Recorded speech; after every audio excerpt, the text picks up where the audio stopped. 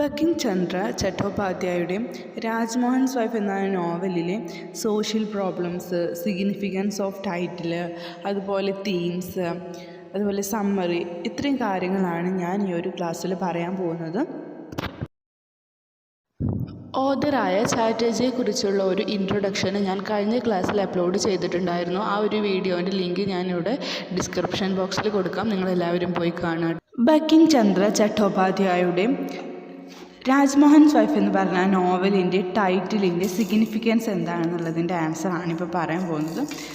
She was a revolutionary woman who has been regarded as a symbol of purity. She has been symbolized as the Bharat Mata of India. At the same time, the title is significant of the fact that the position of a woman is always behind the man. പ്യൂരിറ്റിയുടെ അല്ലെങ്കിൽ വിശുദ്ധിയുടെ ഒരു സിംബലായിട്ട് കണക്കാക്കപ്പെടുന്ന revolutionary women ആയിരുന്നു അവരെ ഭാരത് മാത of India ആയി symbolise ചെയ്തിട്ടുണ്ടായിരുന്നു. അതേസമയം ഈ ടൈറ്റിലിൻ്റെ പ്രാധാന്യം എന്ന് പറയുന്നത് സ്ത്രീയുടെ സ്ഥാനം എല്ലായ്പ്പോഴും പുരുഷൻ്റെ പുറകിലായിരിക്കും എന്നതാണ്. ഈ ഒരു നോവലിലെ സോഷ്യൽ പ്രോബ്ലംസ് എന്ന് പറയുന്നത് women is the central idea of the novel named Rajmohan's wife. He wrote on particular issues like domestic violence, beating of women, dowry and suppression, etc. അടുത്തതായിട്ട് രാജ്മോഹൻസ് വൈഫ് എന്ന് പറയുന്ന ഈ ഒരു നോവല് 2 മേജർ തീംസ് ആണുള്ളത്. ഒന്ന്, the role of women in 19th century India as the struggle against oppression and the symbolic representation of the new spirit of India striving to assert itself over patriarchal and colonial control. ഒന്ന്, 19th centuryയിലെ ആ ഒരു സ്ത്രീകൾ അവർക്കെതിരെയുള്ള, അതായത് ഒപ്രഷന്, അടിച്ചമർത്തലുകൾക്കെതിരെയുള്ള ഒരു സ്ട്രഗിളാണ് ഒന്നാമത്തേത്. പുരുഷാധിപത്യത്തിനും അതുപോലെ colonial നിയന്ത്രണത്തിനും മേൽ, പാട്രിയോട്ടിസത്തിനും അതുപോലെ കൊളോണിയൽ കൺട്രോളിനും മേൽ സ്വയം ഉറപ്പിക്കാൻ കഴിയുന്ന ഇന്ത്യയുടെ ഒരു ന്യൂ സ്പിരിറ്റിനെയാണ് ഇവിടെ റെപ്രസെൻ്റ് ചെയ്യുന്നത്. അടുത്തതായിട്ട് നമുക്ക് ഈ ഒരു നോവലിൻ്റെ സമ്മറി നോക്കാം. Rajmohan's wife, written by Bankim Chandra Chatterjee, was the first novel written in English by an Indian author. The story revolves around the life of Mandakini, who is the protagonist and the wife of the man mentioned in the title. Bankim Chandra Chatterjee എഴുതിയ രാജ്മോഹൻസ് wife ഒരു Indian author ഇംഗ്ലീഷിൽ എഴുതിയിട്ടുള്ള ആദ്യത്തെ നോവലാണ്.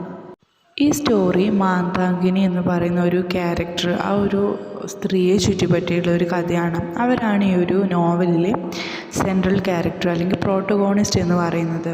മാത്രമല്ല ടൈറ്റിലിൽ സൂചിപ്പിച്ച ആ ഒരു പുരുഷൻ്റെ ഭാര്യയാണ് മാന്താങ്കിനി. The very fact that this novel written during the British rule after the revolt of 1857 has as the protagonist a woman character is interesting and revolutionary in itself. ആ ഒരു ബ്രിട്ടീഷ് ഭരണകാലത്ത്, അതായത് 1857 ആ ഒരു റിവോൾട്ടിന് ശേഷം എഴുതിയിട്ടുള്ള ഒരു നോവലാണിത്. ഇതിൽ നമ്മൾ മനസ്സിലാക്കേണ്ട ഒരു കാര്യം എന്ന് പറയുന്നത്, അന്നത്തെ കാലത്ത് ഈ ഒരു നോവല് സ്ത്രീകളെ, അതായത് സ്ത്രീയാണ് അതിലൊരു പ്രോട്ടഗോണിസ്റ്റ് എന്ന് പറയുന്നത്. അപ്പോൾ ആ ഒരു സ്ത്രീയെ നായികയാക്കി എന്നുള്ളത് തന്നെ ഇവിടെ വലിയൊരു കാര്യമായിട്ടാണ് കാണുന്നത്. അതൊരു റെവല്യൂഷണറി ആയിട്ടുള്ളൊരു കാര്യമാണ്, അതുപോലെ തന്നെ ഇൻട്രസ്റ്റിങ്ങുമാണ്. In the middle of the 19th century, when India was grappling under the colonial rule, the women of the country had a very subjugated position. കാരണം അന്നത്തെ ഒരു കാലത്ത് സ്ത്രീകൾക്ക്, അതായത് ഒരു ബ്രിട്ടീഷ് ഭരണകാലത്ത് 1857 ആ ഒരു കൊളോണിയൽ ഭരണത്തിന് കീഴിൽ, അതായത് നമ്മുടെ ഒരു 19ാം നൂറ്റാണ്ടിൻ്റെ ആ ഒരു മിഡിൽ ഇന്ത്യയിൽ കൊളോണിയൽ റൂളിലൊക്കെ അതിൻ്റെ കണ്ടറിൽ രാജ്യത്തുള്ള സ്ത്രീകൾക്ക് വളരെ താഴ്ന്ന ഒരു സ്ഥാനമായിരുന്നു ഉണ്ടായിട്ടുണ്ടായിരുന്നത്. അപ്പോൾ അന്നത്തെ ഒരു കാലത്ത് സ്ത്രീകൾ ഹീറോയിനായിട്ട്, സ്ത്രീകൾ ആക്ട്രസ്സായിട്ടൊക്കെ അഭിനയിച്ചു എന്ന് കേൾക്കുമ്പോൾ, അതുപോലെ അവർക്ക് ആ ഒരു സ്ഥാനം കൊടുത്തു എന്ന് കേൾക്കുമ്പോൾ അതിൽ വലിയൊരു കാര്യം തന്നെയാണ്. One of the major reasons for this was India's attempt to show the British that the upholders of Indian culture, that is the women of India, are symbols of docility and purity and cannot be touched by the British. ഇതിൻ്റെ പ്രധാന കാരണങ്ങളിലൊന്ന് Indian കൾച്ചറിൻ്റെ ഉയർത്തെഴുന്നേൽപ്പിക്കുന്ന ആ ഒരു സ്ത്രീകൾ ഡൊസിലിറ്റിയുടെയും പ്യൂരിറ്റിയുടെയും symbols ആണെന്നും ബ്രിട്ടീഷുകാർക്ക് അവരെ touch ചെയ്യാൻ പോലും കഴിയില്ലെന്ന് ബ്രിട്ടീഷുകാരെ കാണിക്കാനുള്ള ഇന്ത്യയുടെ ഒരു ശ്രമമാണത്. In this attempt to prove themselves equal to the British, the Indians made the women scapegoats. ബ്രിട്ടീഷുകാർക്ക് ഈക്വലാണെന്ന് തെളിയിക്കാനുള്ള ഈ ഒരു ശ്രമത്തിൽ ഇന്ത്യക്കാർ സ്ത്രീകളെ സ്കേപ്പ് ഗോഡ്സ് ആക്കുകയാണ് ചെയ്തത്. സ്കേപ്പ് ഗോഡ്സ് എന്ന് പറഞ്ഞാൽ ബലിയാടുകളാക്കി. But Rajmohan's wife turns out revolutionary in a sense that the protagonist is a strong-willed woman who transgresses the social norms of the society by expressing her love for her brother-in-law by running away from her husband to stand for what is right. ഇവിടെ രാജ്മോഹൻസ് wife revolutionary വിമണായിട്ട് മാറുന്നത് protagonist ഒരു ശക്തമായിട്ടുള്ള ഒരു സ്ത്രീ ആയതിനാലാണ്. ഈ ഒരു അർത്ഥത്തിൽ അത് സ്ത്രീക്ക് മോചനം നൽകുന്നുണ്ട്. ഇവിടെ മാതാങ്കിനിയുടെ ഗാർഹിക ജീവിതത്തിലൂടെ സമൂഹത്തിൽ ഒരുപാട് എവിലായിട്ടുള്ള, അതായത് ഒരുപാട് ദുഷ്പ്രവണതകളും നോവലിൽ റിഫ്ലക്റ്റ് ചെയ്യുന്നുണ്ട്.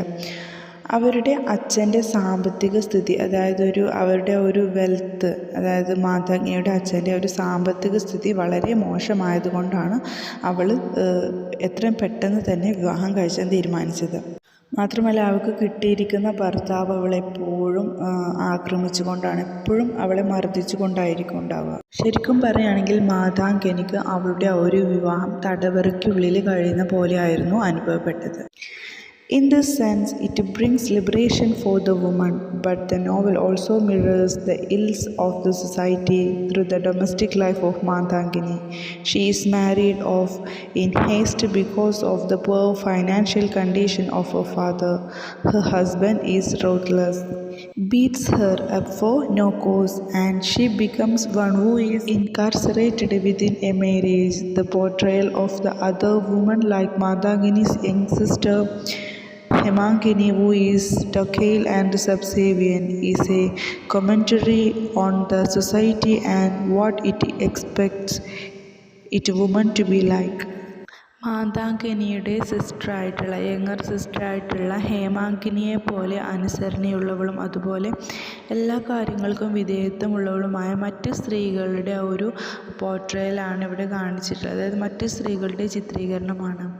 സമൂഹത്തെക്കുറിച്ചും അവിടെ സ്ത്രീകൾ എങ്ങനെ ആയിരിക്കണമെന്നാണ് എക്സ്പെക്റ്റ് ചെയ്യുന്നതും എന്നുള്ളൊരു വ്യാഖ്യാനമാണ് ഈ ഒരു നോവലിൽ കൊടുത്തിട്ടുള്ളത്.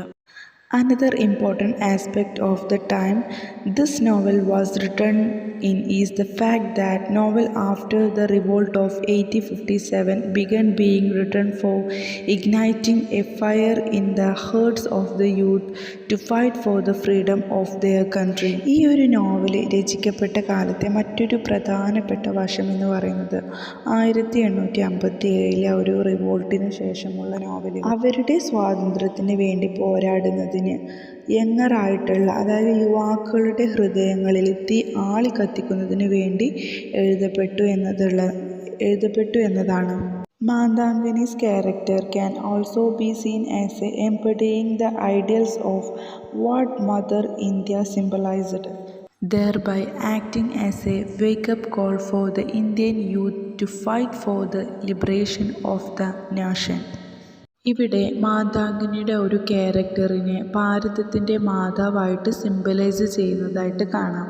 അതുവഴി നേഷൻ്റെ ആ ഒരു ലിബറേഷന് വേണ്ടിയിട്ട് ഫൈറ്റ് ചെയ്യാനുള്ള ഇന്ത്യൻ യൂത്തിൻ്റെ ഒരു വേക്കപ്പ് ആഹ്വാനമായിട്ട് പ്രവർത്തിക്കുന്നുണ്ട്. ഓക്കെ, അപ്പോൾ ഇത്രയും കാര്യങ്ങളാണ് ഇന്നത്തെ ഒരു ക്ലാസ്സിൽ നമ്മൾ എടുത്തിട്ടുള്ളത്. എന്തെങ്കിലും ഡൗട്ട് ഉണ്ടെങ്കിൽ നിങ്ങൾ താഴെ കമൻറ്റ് ചെയ്യുക, ലൈക്ക് ചെയ്യുക, ഷെയർ ചെയ്യുക, സബ്സ്ക്രൈബ് ചെയ്യുക. Thank you.